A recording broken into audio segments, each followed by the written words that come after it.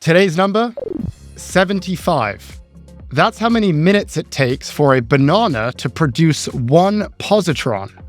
We have no idea what a positron actually is, but there's something about a banana joke that we find appealing.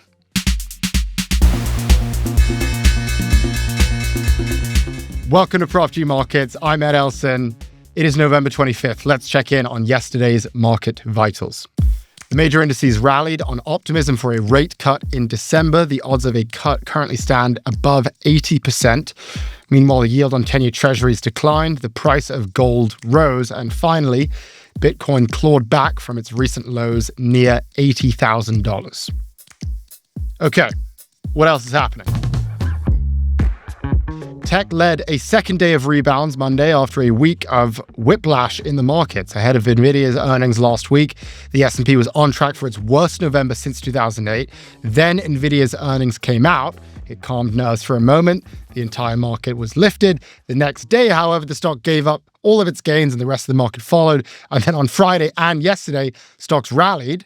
And the Nasdaq closed up nearly 3% for its best day since May. So we went down, then up, then down, then up again. A lot of mixed signals coming from the market. So to help us make sense of all of this, we're speaking with Robert Armstrong, US commentator for the Financial Times, author of the Unhedged newsletter and fan favorite on Prof G Markets. Rob, thank you for joining us. It's always fun to talk with you. We want to get your reactions to just the up-down whipsawing that we keep seeing in the markets. Obviously, things look bad, and then NVIDIA reports earnings, and then things look good, and then the next day things look bad. Yes. And now apparently things are good again. What is going on? How do we make sense of this? These are the kinds of days, as several of my readers have pointed out, that are designed to make market commentators like me look stupid. You know, it's like, you know, and the short, you know, you don't want to spend too much of your energy predicting or analyzing short-term changes in the market. But I do think the volatility is telling you something here, which is it's a market in conflict with itself where strong fear is meeting with strong greed. You know, the market is always a contest between those two emotions. But I feel like right now, both emotions are very strong. In other words, there is a strong sense, and you get this when you talk to people too, that if you're not in the market right now, you're missing out on a huge opportunity. And, you know, there may be some truth to that. And we know that the market is expensive and there are some scary things going on we don't quite understand.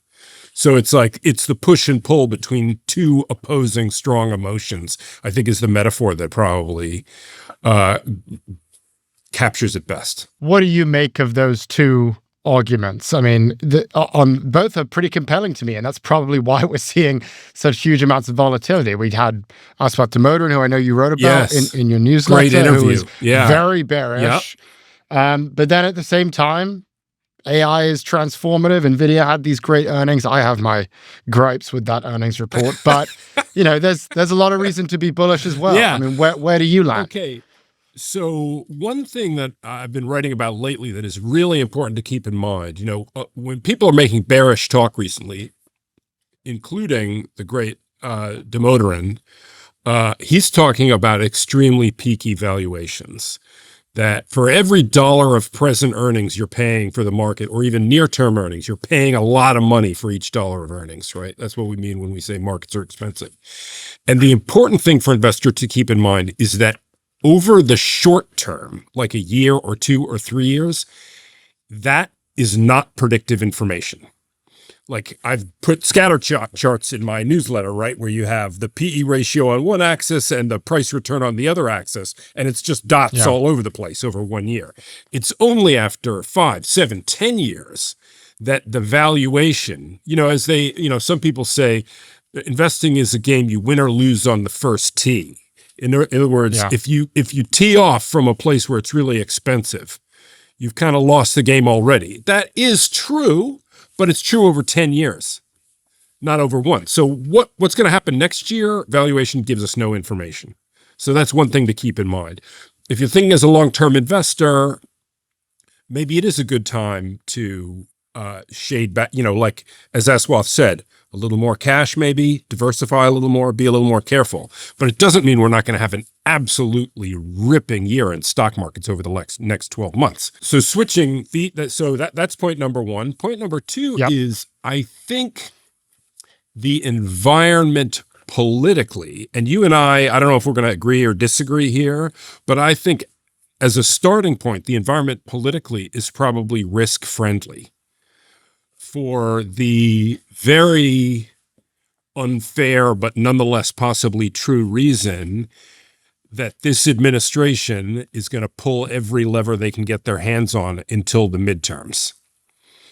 Because I was talking to, a politics guy about this today. The betting is they lose the House, just as a starting proposition.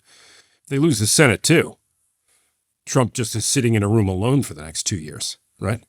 Yeah. So whatever it takes in terms of a stimulus package, if things start to go sideways, either in markets or in the economy, we're going to see some stuff from this administration.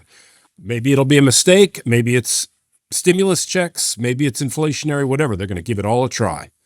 So I think the important point there, and this was part of the bull case that you laid out for 2026, you called it fiscal largesse, interventionist White House. The point being, if the government spends money, history shows us over the short term that's good for the stock market. Sure is, absolutely good. If they spend, especially, and if they spend money, if they spend deficit money, in other words, if they borrow to spend, that's just cramming money into the economy. Because if they tax just as much, they're pulling the economy out. So the crucial thing is it's deficit spending.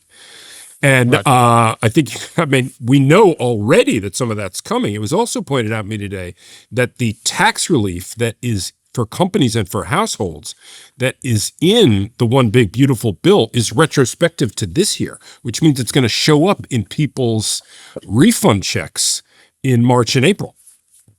That's going to be money into the economy. Now, I probably share the fears you've expressed on this show that a lot of the action in the market in particular rotates around a few themes and a few stocks. I think that's probably a legitimate worry. Is that how you guys are feeling? Yeah, I think that is our general concern, is that we're going to see the demand that seems to be artificially inflated. It will run out at some point. It sounds like what you're describing is that the government is going to have the ability and the incentive to keep kicking the can down the road, in which case maybe 2026, things will be good. AI continues to rip. But you did also lay out your bear case for 2026, where you bring out some of these issues. You got inflation, you've got NVIDIA stock cracks, margin contraction, Tanco, which was interesting. Just take us through the bear case. Okay, so the bear case is, one, it becomes very politically hard for the president and his allies in Congress to do a lot of fiscal fiddling around, and a lot harder for the central bank to do monetary fiddling around if inflation comes back. I think inflation is the economic variable that I am always wrong about. And I'm even wronger than most people, which is very wrong. So I'm not going to sit here and tell you I can predict inflation. What I can tell you is the escape hatch of monetary and fiscal looseness for the market closes if we have inflation run past, say, 4. Then it becomes you're going to pump more money into the economy when we have 4% inflation. No, they're not, you're not going to get away with it. So then the wheels really come off. NVIDIA, look, company's worth $4.5 trillion, right? Like, that's a mighty big boat. If it hits an iceberg, Tanco, the other one I mentioned, I think we've been lucky as people, as investors, that the president chickens out, in the taco line. Which will be written on my gravestone, whether I like it or not. But yes, for those who are not aware, Robert Armstrong created the term taco. Yeah, for Trump always chickens out. That's right. And I think you filed for a patent as well, right? Well, I asked about that, but you can't. As it turns out, you can't copyright a short phrase. So anyway, a short phrase. Anyway, very frustrating. Because Tanco just means there's always the worry that Armstrong is wrong about Trump. He's really a true believer, and he stops chickening out. In other words, if he gets into a real ideologically driven trade war with China rather than a posturing war, I don't like that much, right? So that's the stuff I'm worried about. I mean, it's really hard to say much of interest about what the stock market is going to do over a 1-year period. But these are the things, if I had to pick the things that could go right or wrong, these are the things that I would pick. The other thing that's been really interesting watching over the past week has been what's happening to Bitcoin, which is just barreling down every day. Yeah. What do you make of that? What does that say about sentiment? I mean, we're really just trying to assess vibes here. That's all we can do right now. What does that say about the vibes? There is an age line at which point, once you pass it, it becomes impossible for you to say something interesting about Bitcoin. And I am past that age. You are below that age. So I should be asking you what you think about this Bitcoin thing. Obviously, I mean, I can make the obvious point only, which is that it behaves like a highly speculative asset. All this stuff about how it's digital gold or it's a store of value or whatever. It just looks like it trades like Nasdaq after 10 drinks, basically. Yes. Exactly. I don't know I don't understand the thing well enough to say more about it than that. Before we let you go here, is there anything that you're looking at right now that you think that we should be paying more attention to? I mean, I think it's very interesting what you're saying about inflation there. That scenario that you bring up where our backstop is federal spending or deficit spending from the government, which is only going to be even remotely acceptable if we don't have runaway inflation that gets up over 4%. It doesn't seem to indicate right now that we're not headed for that. We've been going up and up and up, 2.3 to 2.5. Yeah. Now we're up to 3. Yeah. Just after this conversation, I'm thinking about inflation. I think the market's okay with 3. I think we have evidence before us that the market is okay with 3. So, but it's the direction of change, and you get up towards 4, and the politics of it are going to change a lot. What should we be watching? I mean, I think the thing I always watch is when companies do well and the stocks don't respond that much, as was the case with NVIDIA, that tells you something. And I'm going to be watching for that pattern we saw with NVIDIA. Does it recur in the quarters to come? In other words, is absolutely everything priced in everywhere where companies are beating or meeting targets, or they're growing at the rate they've been growing and the market just doesn't care? And once that happens, it's like everybody, what that tells me, when that's the general pattern, is that everybody who can be in the market is in the market. And the only door that works is the exit door, because everybody is inside. So that's what I'll be watching. All right. Robert Armstrong, commentator for the Financial Times, author of the Unhedged newsletter. I recommend it all the time. I'll recommend it again today. Really great read. Robert, really appreciate it. Thank you. Anytime, Ed. We'll be right back. And if you're enjoying the show so far, be sure to like and subscribe to the Prof G Pod YouTube channel at the link below. Support for the show comes from public.com. You're thoughtful about where your money goes. You've got your core holdings, some high conviction picks, maybe even a few strategic option plays on the side. The point is, you've engaged with your investments, and Public gets that. That's why they built an investing platform for those who take it seriously. On Public, you can put together a multi-asset portfolio for the long haul. Stocks, bonds, options, it's all there. Plus, an industry-leading 3.8% APY high-yield cash account. Switch to the platform built for those who take investing seriously.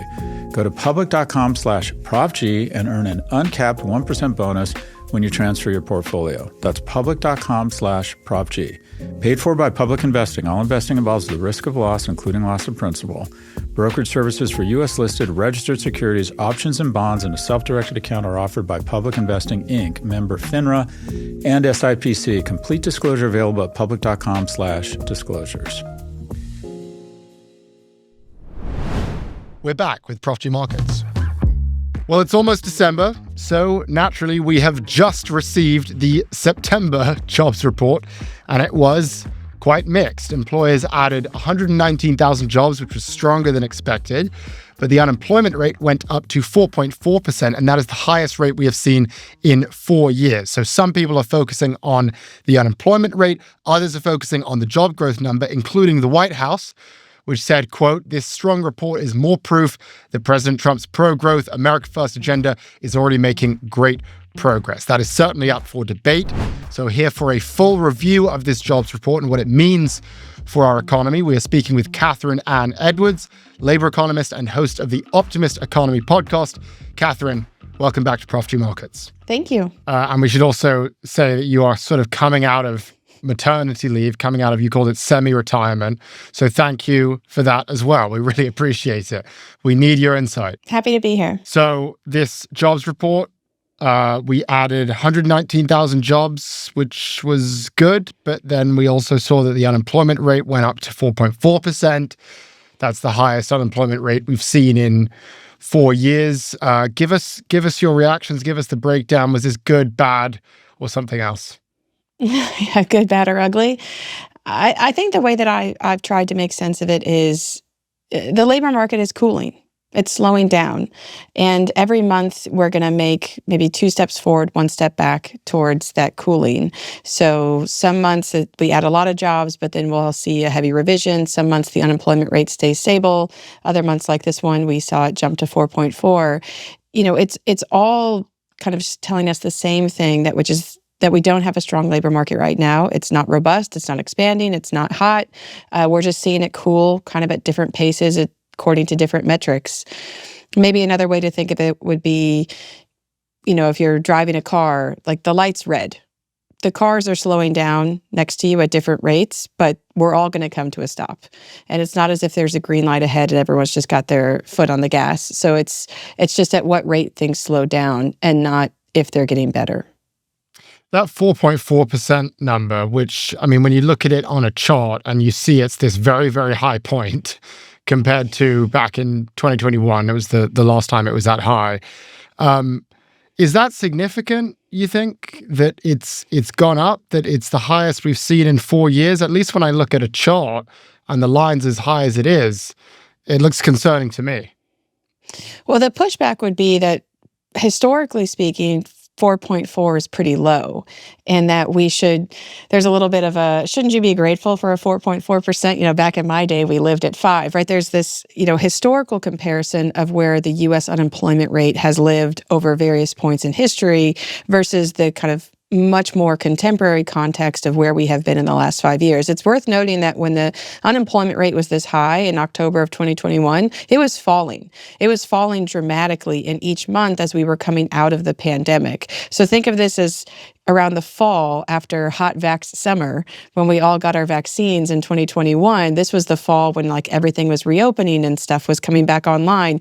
That's where we are in the unemployment rate now. And in the period since, the unemployment rate fell to a record low in the spring of 2023.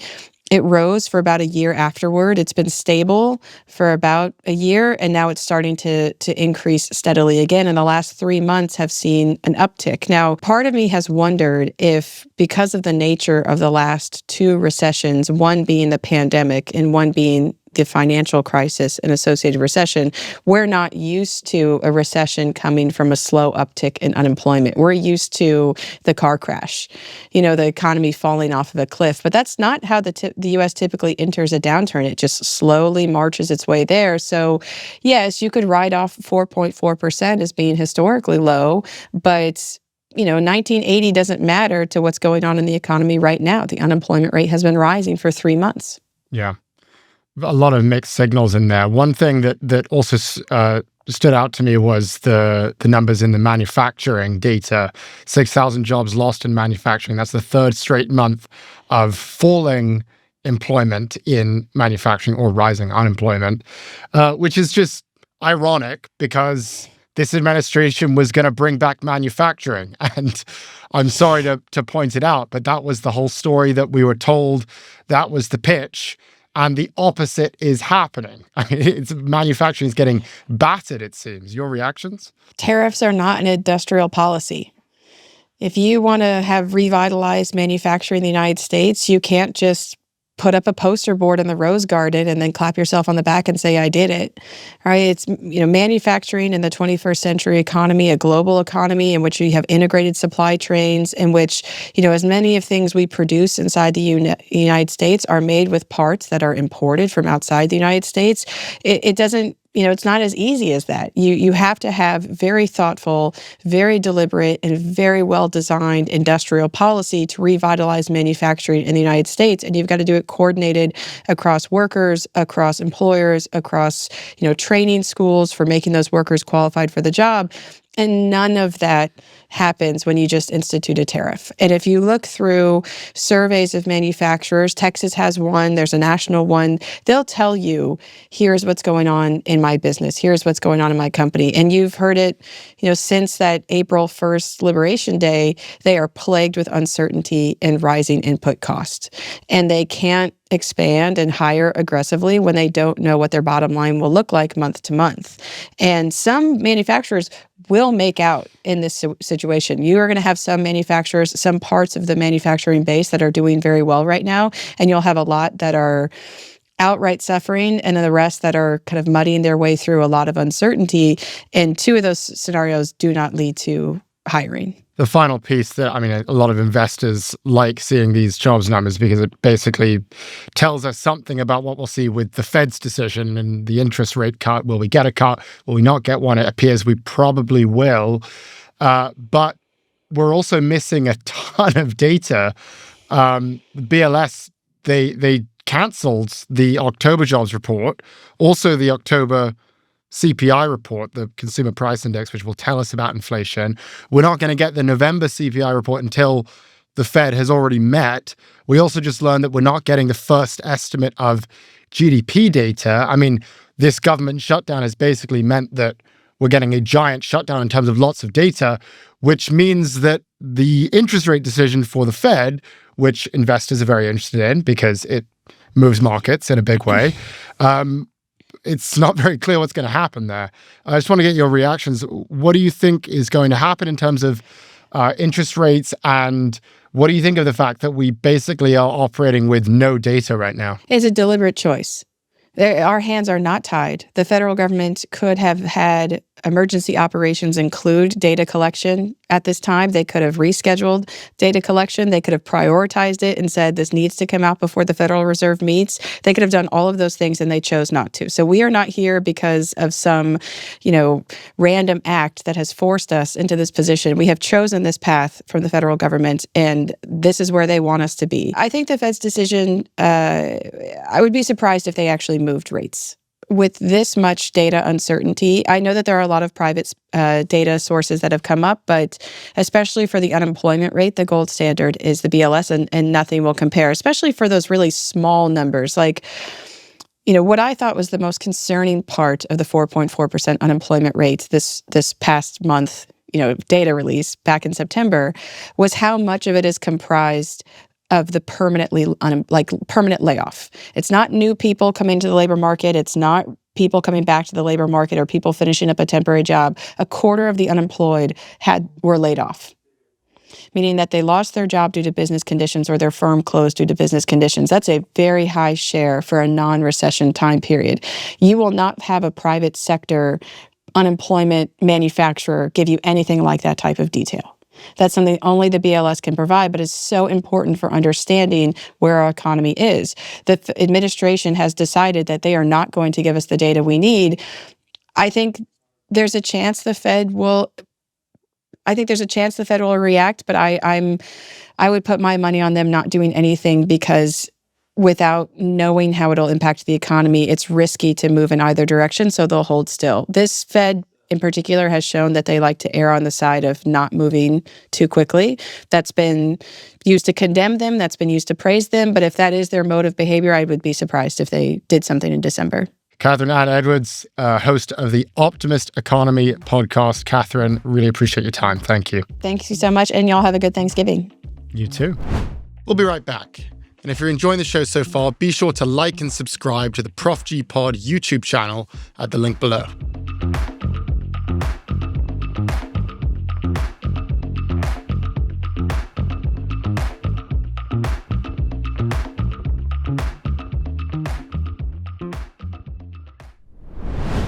We're back with Prof G Markets. It's official. The Department of Government Efficiency is no more. The agency has reportedly disbanded 8 months short of its original mandate. Scott Cooper, the Office of Personnel Management's director, confirmed this news.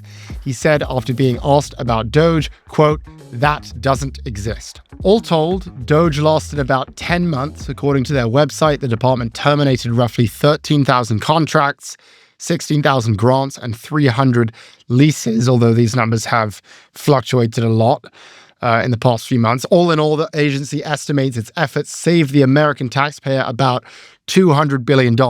However, we should also note that DOGE has also cost the US quite a bit as well. There's the estimated $10 billion we lost in productivity because of cuts at the NIH and the NSF. There's the $135 billion that we lost because the government fired a bunch of workers by mistake, and now they're going to have to rehire them. And then there's the $500 billion in tax revenue that we lost because of cuts to the IRS. In sum, DOGE will end up actually being a net loss. Yes, we pinched a few billions here and there, but ultimately we bled a few more billions over the long run. And when we look back, I think we will all agree that this was a giant waste of money. But that's only when we measure DOGE by the dollars that went into it. It says nothing of the time and the energy and the attention that was wasted on DOGE, starting from that original tweet that established DOGE and got hundreds of millions of views and was retweeted hundreds of thousands of times, or even the thousands of memes about DOGE that were strewn across every social media platform by Elon and by the president himself, and all of the general chaos, both online and in the real world, that was fomented because of this movement, which really disguised itself as some form of fiscal responsibility, but was in reality all about controversy and all about sticking it to this woke establishment. Few political movements in history have gotten more attention and had less impact than DOGE. It sucked up all the energy in the room for many, many months, and yet here we are, it got us nowhere. And remember what Elon said about DOGE. He said that DOGE was going to save us $2 trillion. That is what he told us. How much do you think we can rip out of this wasted $6.5 trillion Harris-Biden budget? Well, I think we can do at least $2 trillion. Yeah! Yes. 2 trillion. At least $2 trillion. That's what he said. In just a few months, instead of that, we have actually added roughly $2 trillion to our national debt. And that doesn't even include the big, beautiful bill, which is going to add another $4 trillion to our national debt. So if we're evaluating his performance here, Elon's performance, I think it is fair to say that Elon Musk was the least effective political leader in modern history. Not only did he not accomplish his goal, he actually achieved the opposite. He increased our debt by the amount that he said he was going to cut. He increased government waste, and he pissed off millions of people on both sides while he did it. But now it's over. DOGE is dead. That's the end of it. And it's a reminder of a larger flaw with this administration, and that is, like DOGE, they are almost always all talk and no action. Whether it's these deals with nations that never actually materialize or government agencies that make a huge fuss and then quietly shut down, they're really good at making headlines that go viral and really bad at getting any of it done. And the result is actually worse, weirdly, than doing nothing. Because at least if you do nothing, then the people, we can just kind of go about our lives and find other things to worry about. But when you actively create drama, when you actively sow division, when you cause unrest through these performative acts of cruelty, all while getting nothing done, well, that is something different entirely. That's something much worse. And DOGE was a great example of this. Now, to be clear, when history is written, when it's all said and done, DOGE will be completely forgotten. It was an inconsequential agency that got nothing done. No one will recognize the name DOGE. No one will know what it was. No one will remember it. But I will remember it. And I hope you do too. Because it's movements like DOGE that slowly but surely ruin America. It's movements like DOGE that we need to prevent. Movements that are void of substance, that are rooted in grievance, that are driven by some weird online need for attention, and that most importantly, do nothing for anyone. DOGE is what it means to be inefficient. DOGE is waste in its purest form. It is a blueprint for how not to run government. It might have lived a ceremonious life. It might have gotten a lot of attention in its day, but as with all bad leaders, it died an unceremonious death. It was quietly buried away in the annals of history, and it will be forgotten. But for those of us who care about America, who care about government, who care about the systems that run our government, for those people, let's be clear. DOGE must be remembered. Thanks for listening to Prof G Markets from Prof G Media. If you liked what you heard, subscribe to our YouTube channel and tune in tomorrow for more.